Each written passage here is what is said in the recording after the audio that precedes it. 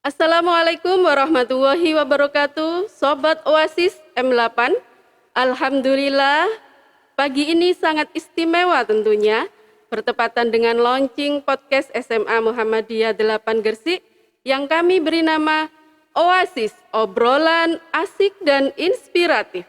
Berdekatan dengan peringatan Sumpah Pemuda, telah hadir di tengah kita, di hadapan saya, seseorang yang luar biasa, Profesor Dr. Zainuddin Maliki MSI. Beliau adalah anggota DPR RI Komisi 10 yang membidangi pendidikan, riset, olahraga, dan kepariwisataan. Apa pesan-pesan beliau di hari yang istimewa ini? Langsung saja saya menyapa. Assalamualaikum, Prof. Waalaikumsalam warahmatullahi wabarakatuh. Apa kabar, Prof?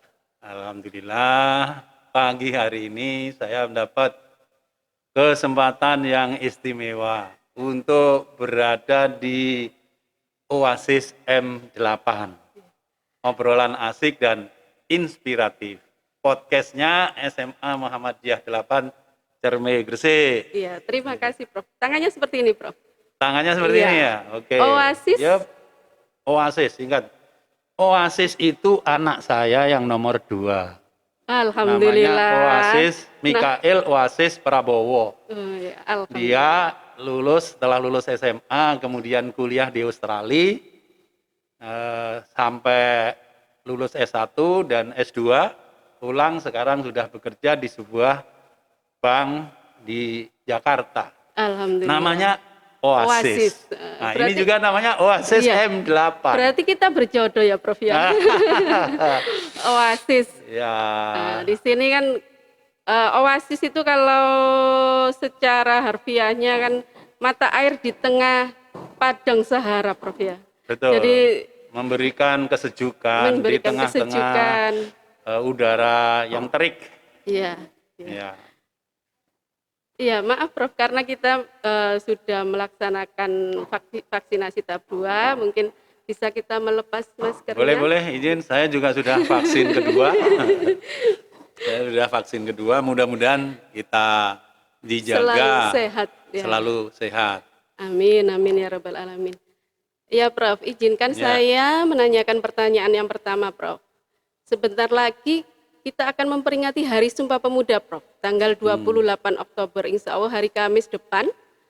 Sebagai seorang praktisi pendidikan dengan segudang prestasi dan tentunya pengalaman, apa makna Sumpah Pemuda bagi seorang Profesor Zainuddin Maliki? Baik, supaya kita ingat kembali, saya kira ada baiknya kita sampaikan naskah orisinil Sumpah Pemuda. Iya, Prof. Saya kira ini perlu. Iya, sangat perlu, Prof. Sangat perlu, terutama untuk generasi milenial. Iya. Kalau saya kan generasi kolonial. Usia sudah seri 6. Tapi masih dikatakan pemuda kan, Prof ya? Yang seri 4, 3 ke bawah, ini saya kira ada baiknya untuk kita ingatkan naskah asli Sumpah Pemuda. Iya, Prof. Pertama, kami putra dan putri Indonesia mengaku bertumpah darah yang satu, tanah Indonesia. Kedua, kami putra dan putri Indonesia mengaku berbangsa yang satu, bangsa Indonesia. Ketiga, kami putra dan putri Indonesia menjunjung bahasa persatuan, bahasa Indonesia. Jadi sumpah ini menurut hemat saya adalah sebuah kesadaran politik para generasi muda pada saatnya untuk mencintai tanah ini, mencintai negeri ini, dan kemudian bertekad untuk bersatu, membangun, sehingga kemudian negeri ini dibawa menuju negeri atau Indonesia yang modern, dengan bahasa yang sekarang adalah Indonesia yang berkemajuan. Indonesia yang berkemajuan. Jadi dengan tekad berkomitmen, bersumpah untuk mencintai negeri ini, kemudian menjadi sebuah bangsa, sebuah nation, dan bahasanya bahasa yang kemudian bisa mempersatukan menjadi sebuah nation yang kuat, sehingga Indonesia kemudian maju. Jadi nation state, biasanya gandengannya nation state, Iya. bangsa dan negara. Bangsa dan negara. Kalau membangun negara itu syaratnya relatif mudah. Ada rakyat, ada wilayah, ada pengakuan pemerintah. dari negara lain, ada pemerintahan. Saya kira kalau ini terpenuhi, maka memenuhi syarat disebut sebuah negara. Tetapi disebut sebuah bangsa, syaratnya jauh lebih sulit. Karena sebuah bangsa itu mensyaratkan adanya kerelaan untuk hidup bersama meskipun memiliki berbagai latar belakang yang beragam, berbagai latar belakang yang Budaya. berbineka. Ya. Perbedaan ekonomi, ada yang kaya, ada yang miskin, perbedaan geografis, ada yang di pusat kota, pusat pertumbuhan, ada yang di pinggiran, ada yang ada di daerah 3T. Dari segi agama dan keyakinan, memiliki keragaman keyakinan. Semua perbedaan itu, kalau ingin disebut sebuah bangsa, keragaman tidak boleh menghambat untuk secara sukarela berhimpun menjadi sebuah bangsa. Kesukarelaan yang dilatar belakangi oleh perbedaan inilah yang butuh kita perjuangkan, karena dalam praktek banyak perbedaan ternyata justru menjadi alasan untuk tidak bisa duduk satu meja. Iya. Nah, yang kita butuhkan adalah perbedaan, kita tetap berbeda, tetapi kita bersatu. Jadi unity in diversity. Kita bersatu dalam perbedaan. Kalau ini bisa kita tumbuhkan, maka kita punya syarat menjadi sebuah bangsa. Iya. Saya kira itu. Iya, terima kasih Prof. Saya ingin menggarisbawahi yang pendidikan yang berkemajuan, Prof. Ya. Nah, saat ini kita masih berada di situasi pandemi. Meskipun begitu, semangat Sumpah Pemuda yang tentunya harus tetap dimiliki oleh kita. Nah, dengan situasi ini, bagaimana kita bisa menuju ke proses pendidikan yang berkemajuan, Prof? Oke. Jadi sudah ada risetnya Emerson menyebutkan, sebuah bangsa maju bukan karena jumlah penduduknya banyak. Iya. Sebuah bangsa maju bukan karena punya wilayah luas dan kekayaan alam yang banyak. Sebuah bangsa maju adalah bangsa yang punya manusia-manusia terdidik dan bermental kuat. Jadi Indonesia ini sudah membuktikan kekayaan alam yang luar biasa, penduduk yang sangat banyak, tetapi kita masih kekurangan manusia-manusia terdidik dan bermental kuat. Iya. Kalau terdidik saja saya kira sudah banyak lah, orang yang pinter, yang bergelar lah, yang bergelar itu sudah banyak. Tetapi yang bermental kuat. Nah, jadi terdidik bermental kuat. Sesungguhnya di balik istilah pendidikan itu sudah mengandung dimensi mental moralitas itu sebenarnya gitu ya. Iya. Kalau pendidikan itu tidak memuat unsur pengembangan dan binaan mental atau moral, maka itu jatuh ke tingkat ke level pengajaran. Jadi bukan pendidikan, tapi hanya pengajaran. Nah, kalau yang disebut pendidikan sesungguhnya dia terdidik sekaligus bermental kuat. Ini yang membuat negara-negara maju. Itulah sebabnya di negara ini, di dunia ini kita menjadi saksi. Ada sejumlah negara yang dari jumlahnya itu sangat sedikit, wilayahnya juga sangat sedikit, mereka tidak punya sumber daya alam, tetapi mereka menjadi negara yang sangat maju. Swiss penduduknya sedikit, mereka sangat maju. Dekat kita Singapura, penduduknya cuma sekitar 5 juta, luas wilayah cuma 500 km persegi, itu tetapi dia jauh lebih maju dibanding Indonesia. Nah, kita ini Surabaya saja penduduknya kalau siang hari itu bisa mencapai 5 juta sudah. Jawa Timur penduduknya sekarang berapa nih? 40 apa berapa ini? 38 atau 40 juta itu. Mendekati 40 juta. Malaysia itu sekitar 30 juta. Tapi Malaysia menjadi sebuah negara yang pendidikannya maju. Jadi World University Ranking itu membuat ranking universitas-universitas di Indonesia yang terbaik selama ini beberapa tahun terakhir itu adalah dipegang UI atau Gajah Mada atau ITB. Itu terbaik di Indonesia. Padahal rankingnya ITB, rankingnya UI, rankingnya Gajah Mada masih di bawah 5 universitas milik Malaysia. Nah, kita tertinggal pendidikan kita ini. Nah, oleh karena itu kita harus serius ngurusi pendidikan.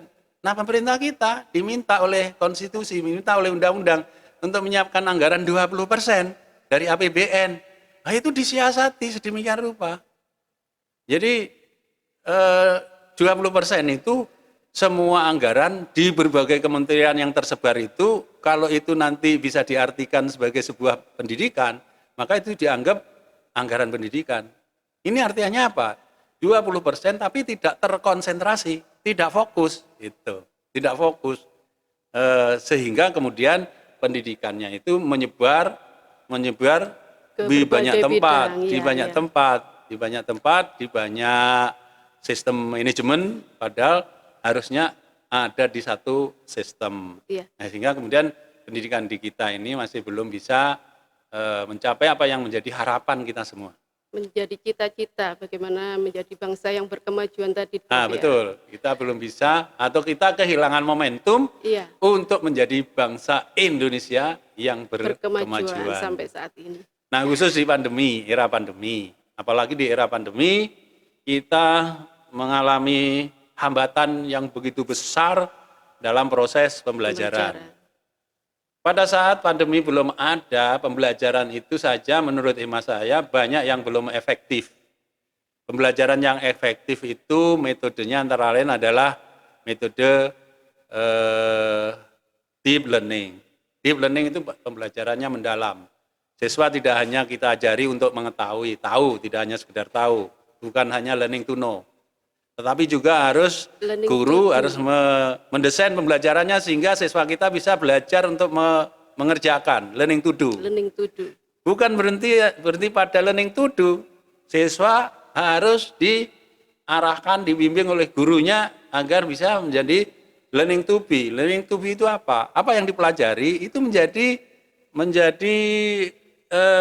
kepribadian dia, jiwa dia. Apa yang dipelajari itu menjadi kepribadian, sehingga terhayati dengan baik. Tercermin dalam tingkah laku. Tercermin dalam pemikiran, tercermin dalam tingkah laku, tercermin dalam kinerja. Dan itu kalau sudah learning to be, dijadikan bekal untuk hidup di tengah-tengah kehidupan bersama. Learning to live together. Itu namanya learning, deep learning, pembelajaran mendalam itu seperti itu. Nah, sejauh ini, belum ada pandemi loh ya ini. Itu masih berhenti learning to know. Learning to know, guru-guru hanya semangat, yang penting siswanya tahu. Ketika ujian, dia bisa jawab. Nah, bisa jawab, tetapi belum tentu bisa mengerjakan. Bisa mengerjakan, belum tentu menjiwai. Belum tentu menjiwai. Nah, ini yang menurut hemat saya pada saat pandemi belum ada. Kemudian datanglah wabah COVID-19, sehingga tidak bisa menyelenggarakan pembelajaran tatap muka. Yang ada pembelajaran daring, pembelajaran jarak jauh. Komunikasi antara guru dan siswa menjadi sangat terbatas. Nah, di tengah-tengah itu, pendidikan kita tidak segera direvolusi, bukan hanya reformasi, direvolusi. Harus direvolusi. Harusnya mindset semua penyelenggara pendidikan kita itu mindsetnya dirubah dari PTM, pembelajaran tatap muka, menjadi pembelajaran jarak jauh. Mindsetnya harus situ. Nah, menurut hemat saya sudah 2 tahun lebih kena COVID, mindset pendidikan jarak jauh tidak kunjung terbentuk. Tidak kunjung terbentuk, komunikasi itu tetap saja guru menjadi subjek, murid menjadi objek. Jadi pembelajarannya itu kalau gurunya subjek, muridnya objek, itu namanya pembelajaran behavioristik. Kalau behavioristik semua harus diinisiatif oleh guru. Guru itu lebih tahu daripada siswa. Nah, dalam suasana pembelajaran daring jarak jauh, tidak bisa guru menempatkan diri sebagai subjek. Dia harus mendorong agar siswanya lah yang jadi subjek itu. Siswanya punya motivasi intrinsik atau dorongan intrinsik untuk mau belajar tanpa menunggu perintah guru, tanpa menunggu ada inisiatif dikawal, tersendiri. ada inisiatif sendiri. Jadi itulah yang disebut dengan pembelajaran konstruktivistik. Pembelajaran konstruktivistik adalah belajar di mana siswa kita punya kesadaran intrinsik, meskipun tidak didorong, tidak diperintah, tetapi dia punya kesadaran untuk berinisiatif, self-learning, self-direction, self-motivation. Ini harus ditumbuhkan. Memang anak-anak kita masih perlu penguatan dari luar, tapi jangan habis seluruh perilaku anak didik kita ini produk dari intervensi dari luar. Intervensi dari guru tadi. Dari Prof, guru, jangan habis di situ. Guru harus berusaha membangun suasana daring PJJ di mana anak-anak didik kita ini termotivasi secara intrinsik. Ini yang sebenarnya harus dibangun. Ini harus dibangun. Di SMA Muhammadiyah 8 ini, Prof, kami menjembatani passion siswa, terutama di bidang kelas olahraga. Nah, ada cabang olahraga atletik yang pernah mewakili Indonesia di Asian School Game, Prof, pada tahun 2017. Nah, kemudian ada cabang olahraga panahan. Waktu itu bisa meraih juara ketiga pada Pekan Olahraga Remaja Provinsi. Dan kemudian ada tapak suci, juara nasional di Universitas Airlangga waktu itu, tahun 2019. Dan yang paling hangat kemarin, Prof, 10 Oktober 2021, atlet panjat dinding kami bisa meraih juara di Gelora Joko Samudro, kompetisi tingkat kabupaten waktu itu, Prof. Nah, di Komisi 10, Prof, di situ kan ada ruang lingkup bidang keolahragaan. Nah, program kerja di bidang itu diantaranya apa saja, Prof, agar siswa kami bisa mengakses sehingga bisa lebih berprestasi ke depannya. Oke, jadi saya ucapkan selamat dulu atas prestasi yang diraih oleh SMA Muhammadiyah 8 Cermai. Terima kasih, Prof. Berbagai prestasi diraih oleh siswa didik kita. Saya ingin beri catatan juga bahwa belajar yang baik, menurut saya ya, bukan berangkat dari kurikulum.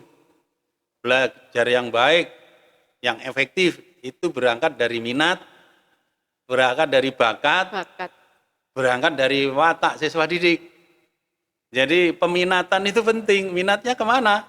Kalau minatnya olahraga, ya olahraga. Minatnya musik, musik.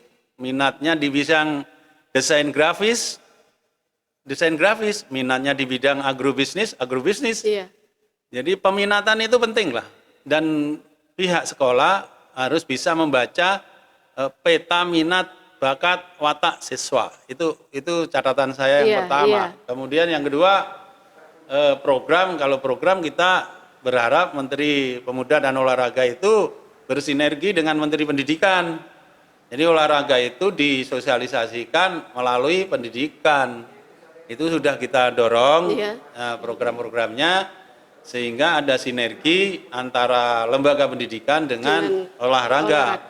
Apalagi kemudian Menteri Pemuda Olahraga itu punya grand design yang di dalamnya itu ingin menekankan yang namanya sport science.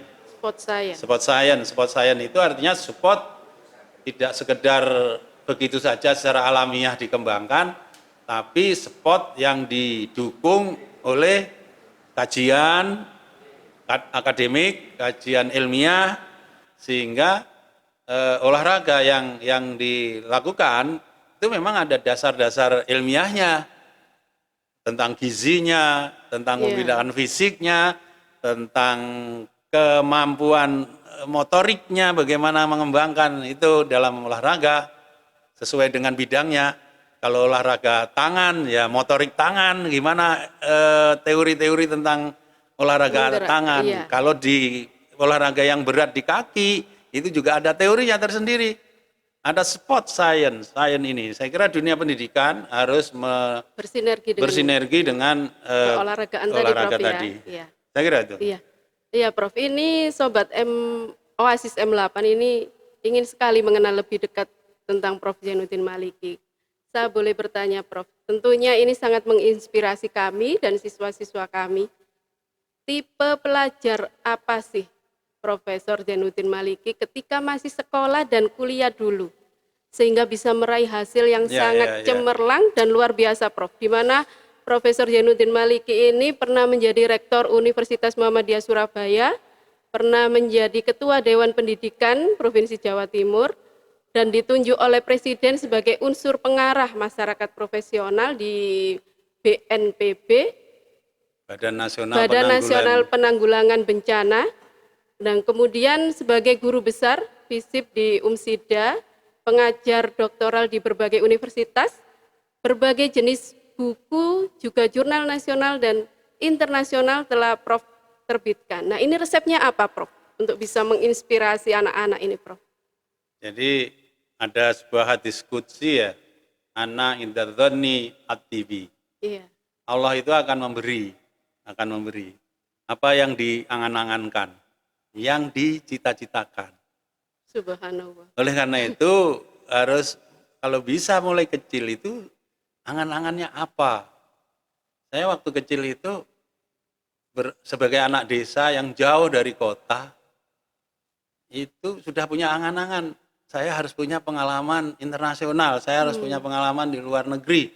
Padahal waktu itu sekolah saya itu di desa, sekolahnya jauh lebih bagus sekolahnya SMA 8 Cermin Gresik ini. Amin. Karena dindingnya itu waktu itu dinding bambu, lantainya itu lantai tanah. Jadi sekolahnya juga tidak pakai sepatu. Jadi kalau menghitung itu tidak pakai kertas tapi pakai kaki aja. Pakai kaki karena tanahnya bisa untuk ini. Iya. Tapi punya angan-angan yang tinggi. Sangat luar Jadi biasa. kemudian saya berpikir waktu itu saya tidak tahu apa angan-angan saya itu realistis apa cuma utopis gitu. Tapi ternyata kemudian dari angan-angan itu memberikan dorongan-dorongan yang luar biasa. Ada saja jalan di tengah-tengah orang tua yang juga ekonominya di bawah garis kemiskinan, tapi kemudian ada saja jalan tekad kuat untuk sukses di pendidikan. Di samping S1 kemudian saya bisa menyelesaikan, walaupun karena faktor ekonomi, saya menyelesaikan S1 itu 3 menteri. 3 menteri. 3 menteri. 3 menteri. 3 menteri pendidikan. Menteri agama waktu menteri itu agama. karena di IAIN.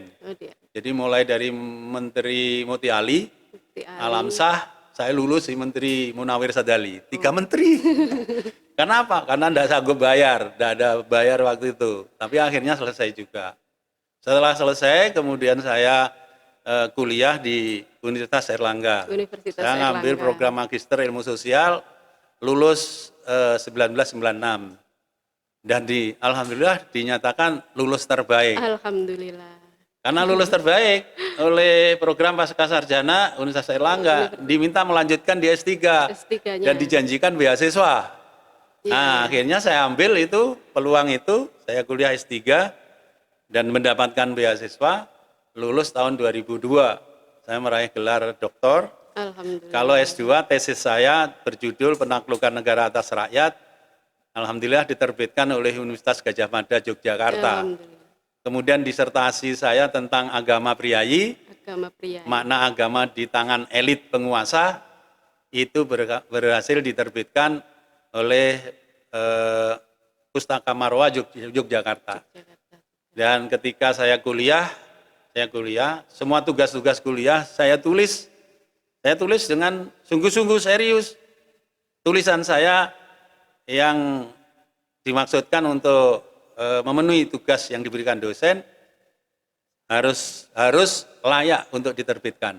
Sehingga alhamdulillah setelah selesai tulisan-tulisan itu saya himpun, saya beri kerangka, lalu menjadi sebuah buku. Jadi banyak buku saya. Banyak buku yang sudah Prof terbitkan. Ya, pada saat itu saya lebih dari 10 buku saya usulkan untuk meraih guru besar. pada saat itu untuk mendapatkan guru besar itu syaratnya masih relatif ringan, belum ada azas kepatutan, misalnya 1 tahun hanya 2 buku, tetapi waktu itu masih bebas sehingga semua buku saya mendapatkan angka kredit poin, sehingga terpenuhilah kredit poin yang dibutuhkan untuk guru besar. Tahun 2006 saya mendapatkan SK guru besar dan pengukuhannya dilakukan di Universitas Muhammadiyah Sidoarjo. Itu yang ya, sangat luar biasa, Prof. Tentunya anak-anak yang saat ini menjadi siswa di SMA Muhammadiyah 8 yang sebagian besar berangkat dari orang tua dengan keekonomian yang lemah, Prof. Nah, ini dengan Prof tadi menyampaikan secara singkat biografi Prof, bagaimana berangkat dari desa bisa mempunyai cita-cita yang sangat luar biasa dan akhirnya terwujud, Prof. Nah, adakah hal khusus, Prof, yang dilakukan oleh Profesor ketika masih menjadi pelajar dan mahasiswa yang manfaatnya itu terasa, Prof, hingga saat ini ketika Profesor menjabat sebagai anggota DPR? Jadi karena dililit oleh kemiskinan, maka semangat untuk keluar dari kemiskinan itu sangat tinggi. Gitu, Prof, ya. Jalan keluarnya saya harus sungguh-sungguh di bidang pendidikan. Belajar, walaupun setiap semester itu saya harus menghadap dekan. Minta keringanan pembayaran SPP. Itu tiap semester. Waktu itu saya membayangkan alangkah indahnya dan enaknya saudara-saudara saya yang dari segi ekonomi tidak ada masalah. Sehingga tiap semester tidak perlu untuk menghadap dekan minta kompensasi. Ketika saya jadi rektor, itu banyak surat-surat permintaan dispensasi seperti itu. Oleh karena itu tidak ada yang tidak saya setujui, semua saya setujui karena saya sudah merasakan sendiri gitu loh. Nah, oleh karena itu ketika saya kemudian menjadi anggota Komisi 10 yang punya mitra kerja dengan Menteri Pendidikan, lalu bisa menyalurkan beasiswa, maka sungguh saya sangat berbahagia bisa menyalurkan PIP, bisa menyalurkan KIP, UKT, yang itu sangat membantu. Saya tidak ingin anak-anak didik sekarang mengalami seperti apa yang saya rasakan. Tetapi juga gitu, jangan kemudian sudah dapat beasiswa, semangat untuk sungguh-sungguh dalam belajar itu menurun. Harus semangat, apalagi yang menerima KIP itu. Satu mahasiswa yang menerima KIP itu 50 juta itu dianggarkan oleh pemerintah yang kita salurkan itu. Nah, tidak lagi berpikir bagaimana bayar SPP, bahkan kemudian biaya hidup dicukupi. Nah, ini kalau kemudian merasa cukup, merasa enak, lalu semangatnya tidak bagus, wah ini sia-sia sekali. Sia-sia sekali. Justru yang banyak mengalami keterbatasan seperti saya, jujur aja, waktu S1 itu kehidupan masa-masa sulit orang keluarga saya itu dalam biaya pendidikan. Sehingga saya bilang tadi itu lulus sampai tiga menteri. Nah ini nanti yang dapat beasiswa punya KIP, UKT, itu harus lulus tepat waktu, dan harus berprestasi. Iya. Saya kira itu ya. Saya kira itu. Iya, terima kasih Prof. Zainuddin Maliki, banyak sekali pesan Prof untuk menjadi bekal kami sebagai seorang pendidik, dan tentunya kata-kata dan sejarah Prof tadi sangat menginspirasi untuk siswa kami. Sehat selalu Prof. Ya, terima kasih. Mudah-mudahan pemirsa Oasis M8, obrolan asik dan inspiratif itu betul-betul merasa asik mengikuti obrolan kita. Dan tentunya mendapatkan inspirasi tentunya, dan Prof, mendapatkan inspirasi. Mudah-mudahan. Ya, amin. Semoga diberikan kemudahan dan kelancaran Prof dalam mengemban amanah. Amin. Sobat Oasis M8, itu tadi podcast saya Emi Faizatul Afifah dengan seorang yang luar biasa, Profesor Dr. Zainuddin Maliki MSI. Terima kasih telah menyaksikan.